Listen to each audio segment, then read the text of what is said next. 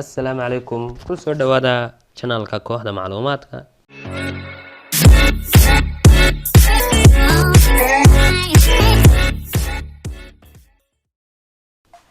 Maanta waxaan rabaa inaan idinla wadaago sida aan u sameeyay folder-kan qarsoon ee magaciisa iyo meesha ka muuqdo khaanado kale ku sii guda jiraan.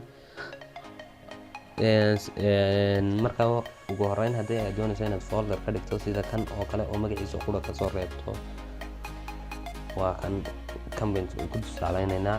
right click ayaad folder-ka ayaad dooranaysaa la doonaysid, right click ayaad dooranaysaa, waxaad ka sii dooranaysaa halkan ay ku taalo browser, waxaad ka dooranaysaa halkan ay customize ku taalo customize, waxaad ka sii dooranaysaa halkan ay ku qoran tahay change icon, waxaad dooranaysaa position bannaan sida barta ama halka in position bannaan ayaad dooranaysaa. okay ayaad odhanaysaa, waxaad ka odhanaysaa apply iyo okay.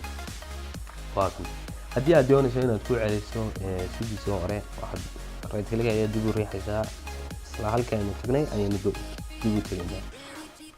okay ayaad properties ayaad leedahay, customize ayaad ka dooranaysaa, waxaad ka sii dooranaysaa halkan ay ku qoran tahay change icon. marka folder-kaasaad noociisii hore kaasuu ahaa, okay ayaad odhanaysaa. okay markaad tidhaahdo apply iyo okay ayaad raacinaysaa. assalaamu calaykum waraxmatullahi wabarakaatu.